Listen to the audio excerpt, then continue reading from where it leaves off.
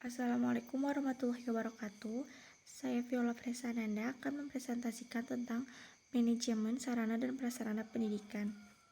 Yang pertama ada pengertian. Sarana dan prasarana pendidikan itu terbagi menjadi dua unsur, yaitu sarana dan prasarana. Sarana pendidikan itu artinya adalah perlengkapan dan peralatan yang secara langsung menunjang pelaksanaan proses pendidikan. Sedangkan prasarana pendidikan itu adalah fasilitas yang secara tidak langsung menunjang atau memudahkan suatu proses pendidikan. Itu contohnya kayak tanaman, gedung, tanah, pagar, dan masih banyak lagi contohnya. Manajemen sarana dan prasarana pendidikan itu sangat penting dilakukan karena pengelolaan sarana dan prasarana yang baik itu tuh benar-benar akan menentukan berhasil atau tidaknya suatu proses belajar mengajar di sekolah. Yang kedua ada jenis fasilitas sarana dan prasarana. Jadi jenis fasilitas sarana dan prasarana pendidikan itu dapat ditinjau dari fungsinya, jenis, dan sifatnya. Yang pertama itu ditinjau dari fungsinya. Itu dibedakan menjadi dua, yaitu sarana dan prasarana atau fasilitas yang berfungsi secara langsung dan yang berfungsi secara tidak langsung. Yang berfungsi secara langsung itu contohnya kayak alat yang digunakan untuk mengajar gitu loh. Jadi kayak alat pelajaran, alat praktek, dan alat peraga. Dan yang berfungsi secara tidak langsung itu kayak tadi misalnya kayak gedung, tanaman, pagar, jalan, dan masih banyak lagi. Yang kedua itu ditinjau dari jenisnya. Dibedakan menjadi dua juga, yaitu yang fasilitas fisik dan fasilitas non-fisik. Jadi fasilitas fisik itu segala sesuatu yang berwujud yang tujuannya itu atau perannya itu memudahkan proses belajar mengajar. Itu kayak contohnya itu komputer, media, yang pokoknya yang berwujud gitu, yang bisa memudahkan. Terus yang kedua itu ada yang fungsinya itu fasilitasnya itu non fisik gitu loh. Itu tuh yang ibaratnya yang bukan benda mati, sesuatu yang bukan benda mati atau benda yang dibenarkan. Contohnya itu kayak jasa, manusia, dan uang. Dan yang terakhir itu yang ditinjau dari sifatnya itu sama, dibedakan menjadi dua, yaitu barang-barang yang bergerak dan barang-barang yang tidak bergerak. Namun fungsinya itu sama, keduanya itu sama. Jadi untuk memudahkan proses belajar mengajar di sekolah.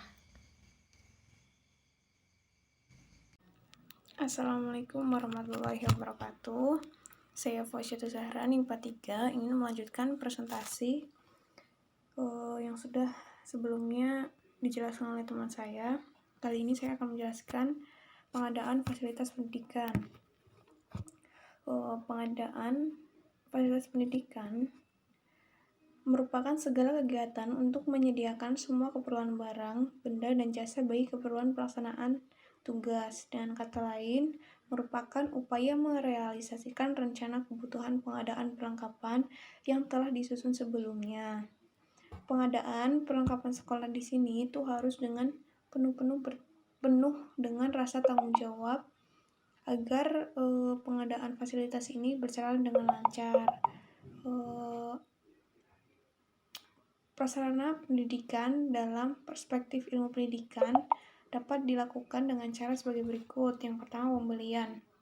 Pembelian adalah suatu kegiatan yang mendatangkan barang yang dibeli dengan uang dengan sesuai ketentuan yang telah berlaku, baik secara langsung maupun secara tidak langsung dari toko atau pabrik. Kemudian hadiah atau sumbangan. Hadiah atau sumbangan ini bersifat sukarelawan atau seseorang yang ingin mengasihkan sesuatu perlengkapan untuk sekolah itu dengan ikhlas. Kemudian tukar menukar. Untuk memperoleh tambahan perlengkapan sekolah, pengelola sekolah dapat mengadakan hubungan kerjasama dengan pengelola sekolah lain. Kerjasama tersebut berupa saling menukar perlengkapan yang dimiliki. Kemudian yang terakhir ada meminjam. Pengadaan sarana dan prasarana pendidikan bisa dilakukan dengan meminjam kepada pihak-pihak tertentu. Jadi, di dalam pengadaan sarana dan prasarana perlu kejujuran dan tanggung jawab yang tinggi, dan dari segi peralatannya perlu diperhatikan segi kualitas dan kuantitas barang, sehingga sarana dan prasarana yang tidak membutuhkan atau tidak menimbulkan masalah di kemudian hari. Seperti itu yang dapat saya jelaskan, kurang lebihnya mohon maaf. Bye.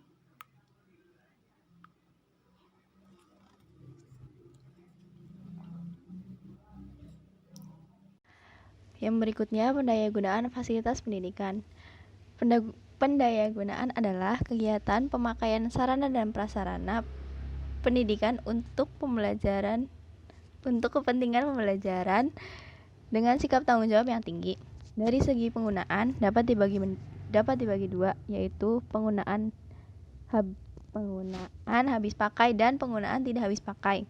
Dalam penggunaan barang habis pakai harus secara maksimal dan dipertanggungjawabkan triwulan sekali.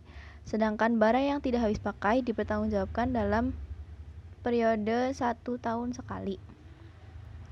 Menurut Ibrahim Bafadal, dalam penggunaan juga terdapat dua prinsip yang harus diperhatikan, yaitu yang pertama prinsip efektivitas. Prinsip efektivitas yaitu semua pemakaian sarana dan prasarana pendidikan di sekolah harus ditujukan semata-mata dalam rangka untuk memperlancar pencapaian tujuan pendidikan di sekolah maupun secara langsung atau tidak langsung. Yang kedua, prinsip efisiensi. Prinsip efisiensi yaitu semua pemakaian sarana dan prasarana pendidikan di sekolah harus dilakukan dengan cara hemat dan berhati-hati sehingga tidak cepat habis, rusak, ataupun hilang. Nah, maka dari itu, sarana dan prasarana sekolah harus dimanfaatkan sesuai dengan fungsinya, digunakan secara optimal, dan penuh tanggung jawab agar dapat memberikan kontribusi yang maksimal dalam pencapaian tujuan pendidikan. Saya akan menjelaskan tentang pendayagunaan fasilitas pendidikan. Pendayagunaan atau pemeliharaan fasilitas pendidikan ada dua macam. Yang pertama ditinjau dari sifat dan waktu.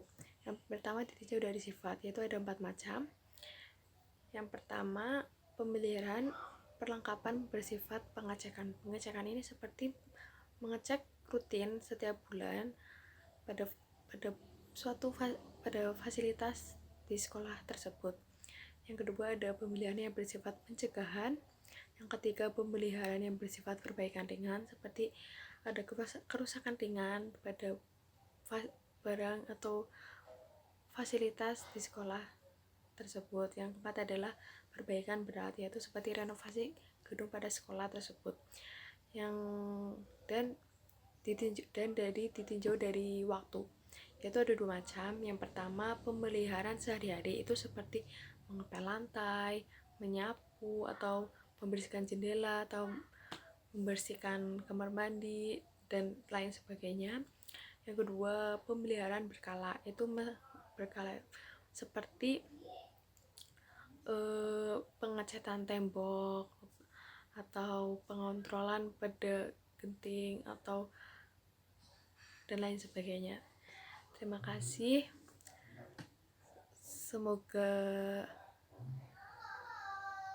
dapat dipahami. Sekian dari kelompok kami, kurang lebihnya mohon maaf. Wassalamualaikum warahmatullahi wabarakatuh.